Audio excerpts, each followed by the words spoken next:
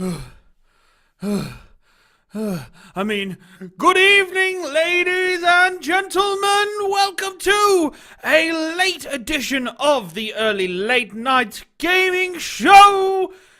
Your host is here. He was running late, but it is okay. Don't be scared. Don't you be afraid. Because the one and only Ciaran is here to serve you. Please applaud him, love him, be good to him. Have fun with the show, because here he is! Oh, hello! Thank you. Thank you very much. Sorry, I was late. I was late for the show tonight. I was good 7 minutes late. I'm going to get fired. I'm going to get fired from the Explosion Network, everybody, but it's fine. It's completely fine. It is all good. Hope you're having a fantastic week. It's been a busy week for me. Thai food apparently takes a while. Who'd have thunk it? And then driving here, and then... It was a whole rigmarole, but it's fine. Because I'm here now. I'm with you, lovely people. And you know what? It's been a good time. It's been a great time. It's been an interesting week. We had the show on Tuesday. And now we're, slowly gaming news is coming back. We're getting more and more stuff. Not the big stuff, but nice little bite-sized chunks of yum. And I've got a problem, actually. I'm going to start this show with a freaking problem. And I had this problem like 3 weeks ago. And it's not on. Well, it's probably like a month ago now. But it's not on. It's not on anymore. A couple weeks ago, I reported late that We Happy Few was banned in Australia. I brought it late. Because I went live. News pretty much came out as I went live. Didn't see it. Didn't see nothing. Was fine. Carry on. Let's go. Mistakes were made. I just, brought it on through. I was like, fuck it. Sure. We'll bring it on through here. And then, so cool. It's been banned. Oh no. More news comes out. Tuesday night. I don't check the Explosion Network Slack before the show because I'm an idiot. Comes up. Oh, We Happy Few is now been allowed in Australia. And I didn't see this until after I finished the show. So whoever's releasing this, so the Australian Classifications Board, We Happy Few developers themselves, give them congratulations on not being banned. Fuck. Don't just post stuff at like 5 o'clock or 4:30. Don't post after then. You probably did post at 5 o'clock, but who would have knew? Who would have thunk it? Who would have been there to see the news on time before the show started? Who anyway? But that's where we're at. That's where we're at with the show. Other than that, we've got a good show ahead of us tonight. We'll be talking a few problems Steam's having, the new up-and-coming Battle Royale game. Yeah, I'm talking about a Battle Royale game, but it's got a reason for it.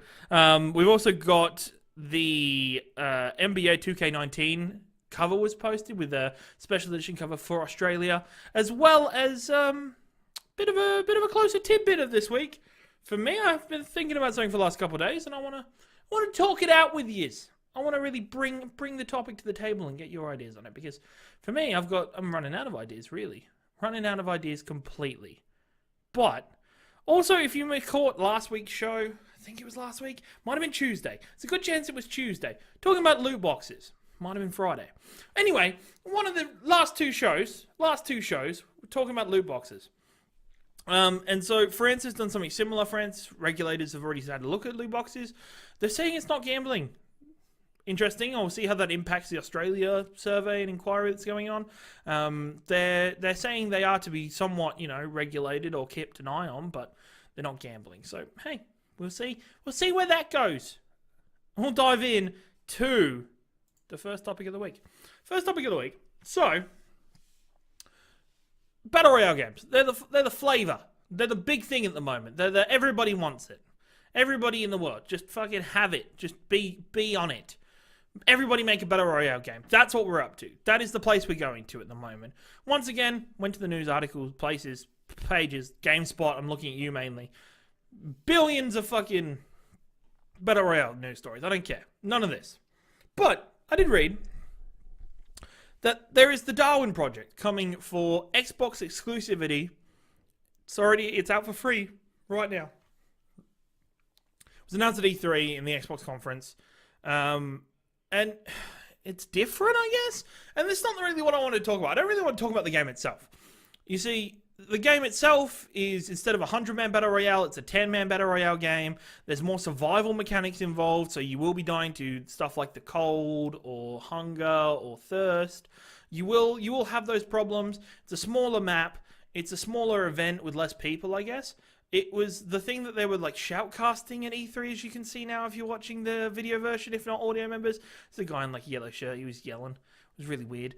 But so we saw this come out, and now it was developed further. It was originally going to be a purchased game, like a fully priced game.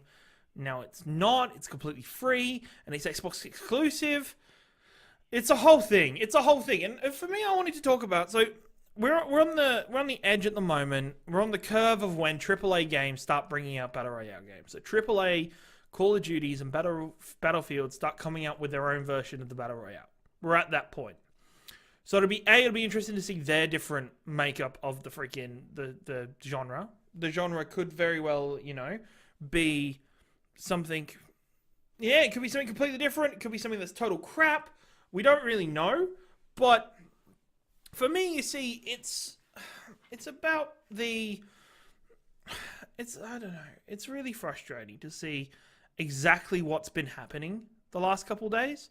To see the different videos, the different Edge of Darwin project that's coming out.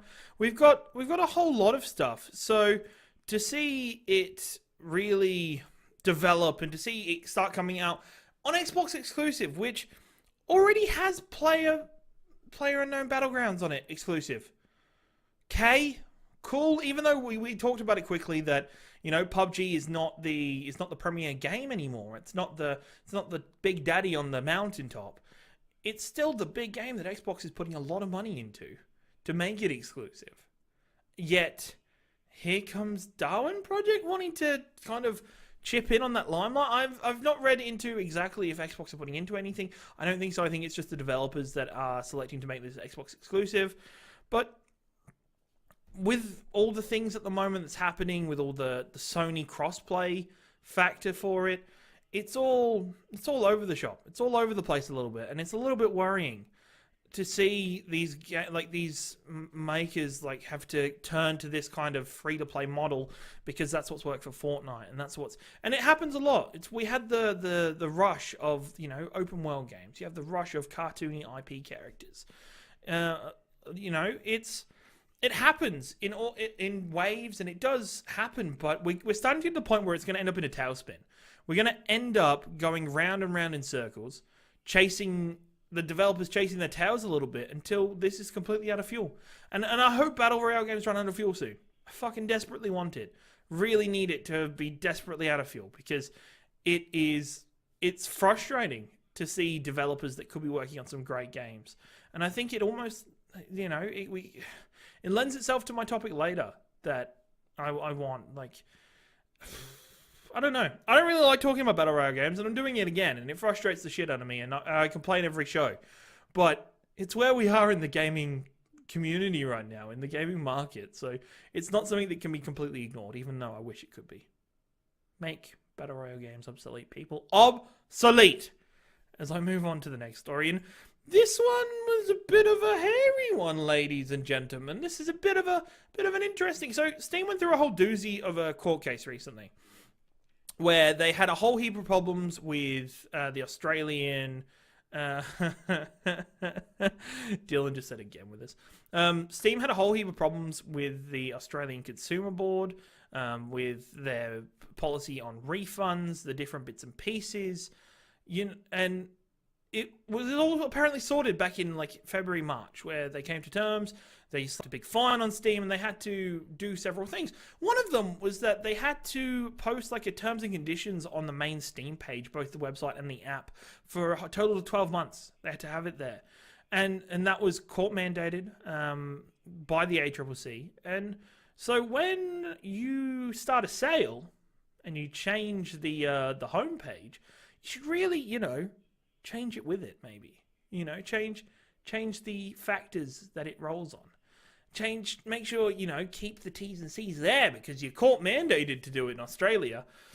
Guess what Steam didn't do? So Steam recently had its Steam Summer Sale, which finished up yesterday. And on the main page where the Summer Sale was in full bloom, the consumer rights section was completely gone. It was not there. it had been wiped off the map completely. And it's really funny to see. So this was noticed by a couple of different people. One of the writers at Kotaku noticed this and actually reached out to the ACCC, who have already stated that they're having their own inquiry into the matter. He's reached out to Steam to ask them, hey, what's going on? What is this change that's happened? And no comment from them yet. It could be a mistake. The fact that it took the entire 2 weeks of a Steam sale to notice, maybe it was there, some of it, maybe it wasn't. There's a lot of research to go into this, but Steam could be in a fair bit of trouble. The fact that for the whole sale period where people are most buying their games, they're removing that section off the front page, even though it's been court mandated. I would not want to be dealing with this. Especially for Steam. I'm interested to see in the coming days what the ACCC say. It is actually back there now.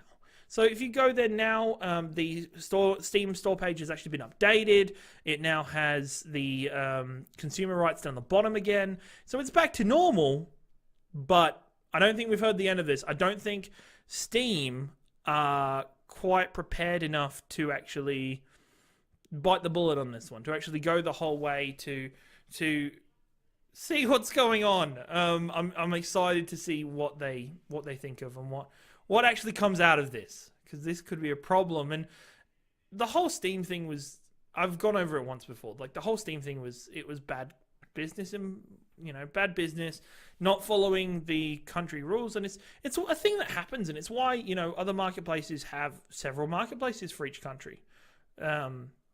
Or separate marketplaces per country, each divided up to their own section, giving their own, piece of information, giving their own laws and everything, and governed over like that. And Steam doesn't do that. Steam is the same store for the world, which many people love, but at the same time, it's going to have a problem here. So we'll keep an eye out here at Early Late Nights and the Explosion Network. Keep an eye out on explosionnetwork.com, where you'll now find articles of the latest news. Go over there. There's some Pokemon Go news, or Pokemon...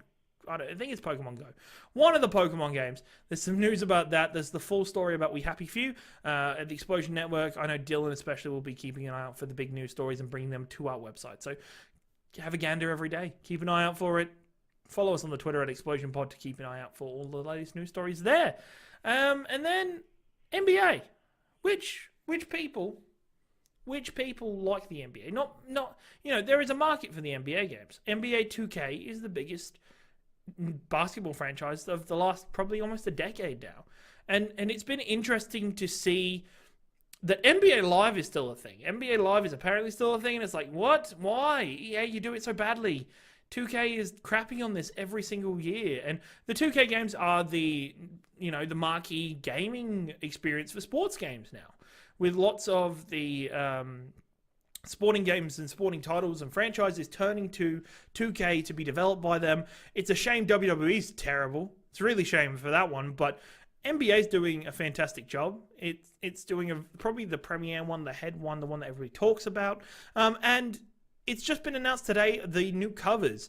And so there's actually going to be a special cover for Australia, which is really interesting considering that Australia isn't the biggest staple for the NBA, but we've recently grown in infatuation with it. We've grown in interest because Ben Simmons is now playing for Philly, as one of the biggest Australians, if not the biggest Australian right now. He's put up fantastic stats. He's been playing amazingly this season, and so it's been really interesting to now see that we have our own cover. So it was interesting the fact that I can't remember exactly which player it is, but one of the Milwaukee Bucks got the cover for the normal version, for the American version of the game, which is surprising because we're in the land of the LeBrons and the Bulls and all of the monster NBA like James Harden. How is Harden not going to be on the cover? It's such a change, such a difference that we're seeing. And now we're seeing this growth in Australia, and 2K's noticed that. We've had previous editions of, say, FIFA, have had different like players on the front of the cover, and now to see 2K do it is really trying to strike in on the fever that is going on for the NBA at the moment, and it makes me happy that Australia is now becoming more and more of a staple, and that's more why I wanted to talk about this story, because I'm not the biggest NBA supporter. I follow NBA, I'm interested in it, but if you could probably tell from the way I'm talking, I'm not the mainstay, I'm not the know-it-all about NBA. But it's fantastic to see that in an NBA franchise and in a gaming franchise, we can have an Australian focus for the game. And I've been talking about this on the show for weeks. It's one of my big things about doing this show, is I want to continue to support and really pursue Australian gaming. Australians got some fantastic esports and gaming prospects coming up. We've got the Melbourne Open coming up. The Australian Overwatch Contenders is being run right now. Esports is an all-time high. All-time high being that it is the highest it's ever been. Before, it's never, it's in its infancy. So we're seeing this growth. And now to see another team or another dev group really work on that and bring that into their franchise is awesome. It's fantastic. And I hope that pursues more in the future for us, considering in the past we've had such problems as not being able to get Australian servers for games, not being able to get copies of games in Australia until sometime later, not having world releases of games coming out here. It's fantastic to see this change and to see this growth, that Australia is now being seen as a marketplace for games.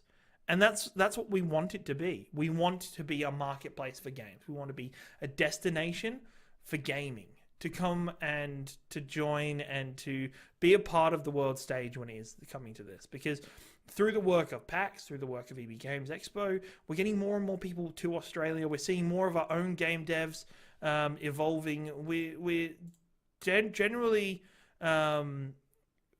taking the hold of a possibility, a chance. And I really hope we see more of the government's involvement in this.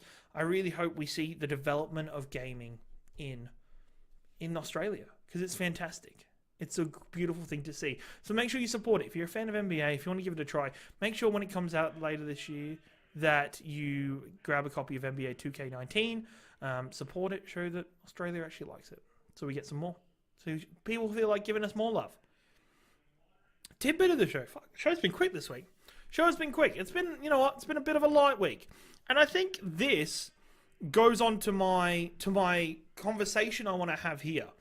That I've been thinking the last couple of days, and I've been looking at different things. So a lot of the times I've been looking at games to stream. I've been looking at different avenues to go down for streaming games and what to pick. But I've realized, just in general in my gameplay, I'm in a slump. I'm in a massive slump. I'm in this weird mood where I can't motivate myself to play single-player games. I really want to play Overwatch, but at the same time, I can't be bothered playing Overwatch, which is weird for me. And so, when I'm playing games like Witcher 3, which as soon as I start playing, I start really enjoying. I start really getting into it and really loving it. But at the same time, I find it's really hard to motivate myself to play it. It's really hard for me to motivate myself. And, I was really motivated to play Vampire when it came out a couple of weeks ago. And now, at the start of June, and when I finally got it, and then it bugged out on me, and I have to restart it if I want to play it, and I'd already invested time. And now I'm kind of meh on that. According to Dylan, I need to play Pokemon Quest. And that's one of the things. And I don't think I've touched my Switch in a couple months. And I need to. I need to buy something on Switch and just chill out. Because that console... Or I need to force myself to play Zelda properly. There's so much. And that game... pardon me. That console is such a great console. And I think I do need to put more time and more love into it. There was the Steam Summer Sales, which I spoke about earlier. That... I've lovingly gone through, and I talked myself out of every game I almost wanted to buy. Every single one, I was like, yeah, I could buy that somewhere else. Or, that'll be cheaper another time. Or, do I really want to spend that much money on that game even though it's on sale? Yeah. Hollow Knight, that's another game, and Hollow Knight just reached a ridiculous amount of, I think it's like 600,000 or something, or 1 million copies it's been sold on PC, which is a fantastic stat for an Australian game. I do need to look more into these games to play. Dylan shouting them out in chat. I wanted to talk about it on the show, because I want more people to give me ideas. Or I think, and this is the thing, right? I'm going to regret wasting this time. I'm going to regret it in 3 months, 4 months, because the moment September starts, it's not even 3, it's like 2. Ugh! The moment September starts, until like with the way the games are being released, I'm not going to have time to go back for stuff. Not until, maybe some point next year, like May or June next year, because there's always going to be something. There's always going to be something new for me to grab. There's always going to be something new for me to experience, and I'm excited for that. I keep looking at the stores and being like, I don't know what I want to buy. Like, I looked at Crash, and I'm like, I could buy Crash. I could experience Crash. That's a fantastic idea. Why not play Crash? And I watched Dylan play Crash. I've watched it speedrun lately. It's, it's nostalgic and great. And that's another problem. I read an article today in Kotaku about how nostalgia ruins games or ruins classics. And I didn't totally agree with the article, but I do understand that people do go back and play the games that they love and they find that they suck. They find that these games are not the same, that they don't control well, that they're janky, that they're messed up, that a whole bunch of things. But you've got to remember that these games were built in a different time. These games were not built by our standards, and we need to go back and still love them. And I keep ruining games. Let's Plays are ruining games for me, people. Not just Let's Plays, but I've started really enjoying on YouTube. There is currently a 24/7 stream of Kingdom Hearts. So you can go watch all the cutscenes from Kingdom Hearts, from every single Kingdom Hearts game, in a row every day until the game's released. And so I've watched Kingdom Hearts 2's last quarter 3 times in the last week. And that's a bad thing, because now I'm like, well, I don't want to go play Kingdom Hearts 2 now, because I feel like I've experienced the ending 3 times recently again. I have no, it's just, you know what, if a person wanted to play games and they went through my library, they'd be like, Ciaran, you've got so many games. You've got such a good library to play. And I know that. I know if I played more, if I was more invested in them, I'd have more fun, but I'm just in a slump. And what do people do? And part of me is actually interested in this, giving Pokemon Quest a try, Dylan, even though I don't know if you said it's a joke, because I know you're loving it right now, so I might look into it. Just to play a Pokemon. Oh my god, a Pokemon game would be amazing. Holy crap, I actually want to play a Pokemon game. Time to download emulators, probably. But I really hope I'm going to get out of this slump. And I know I'll get out of this slump. I know I'll motivate myself to play more games again and to be more proactive with games. It's just a weird moment in time, and I wanted to talk about it because it's a very normal thing for gamers to get in slumps and to not play games for a month or two. I want to know from people, what are your strategies to get out of that slump? How do you escape?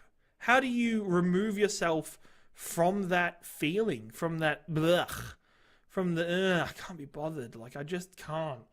It's all very interesting. It's all very different. So get involved with the show. Always use hashtag ELN. I check it before the show. I'll check it after the show on Twitter. You go trophy hunt. I could trophy hunt. I need so many trophies to catch up with you. If you didn't know, Platinum Explosion, our PlayStation podcast. I made a bet at the start. Well, not a bet, but I made a challenge at the start of this year that I was going to get 20 platinum trophies, and I've got 5. 20 more. I've done 5 this year. I need another 20. There's a couple that I need to go back and do. There's a couple gimmies I've got. I just need to go finish off Batman Season 1 still. I still need to make time with you, Dylan, to do Get Out, if you haven't done Get Out. There's a fair bit. There's a fair bit, everybody. But, hey, gaming slumps, they're a thing. Don't feel too down about it. Keep your chin up. Keep your head up. This has been another episode of Early Late Nights with me, your boy Ciaran Marchand. Make sure you go check out our website, explosionnetwork.com. There is a whole bunch of fantastic content on there.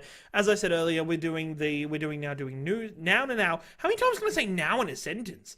That's a lot. Anyway, we're going to be putting out the latest news articles of bits of facts that we want to share, that think they're important. Find all of our podcasts there. We have a whole bunch of podcasts. If you like music, go check out Bevan Beats. My playlist will be up next week. I think it's going to be pop punk 70s and 60s. because I'm an idiot and don't know how to do a Twitter poll properly, but we're going to do all of it because fuck it. It was a draw on Twitter, so I'll do both at the same time. It's going to be weird. It's going to be such an eclectic taste. Oh, I'm so excited, actually. Check out Bevan Beats next Wednesday. It's going to be really fun. There's going to be some cool stuff on it. Just go visit our website. Download our app. I was going to say our app. Download our podcasts. They're good stuff. Remember, Early Late Nights comes to life to you each and every Tuesday and Friday, normally at 6:30 p.m. Australian Eastern Standard Time. Live. Here on twitch.tv/Explosion Network. Make sure you join us.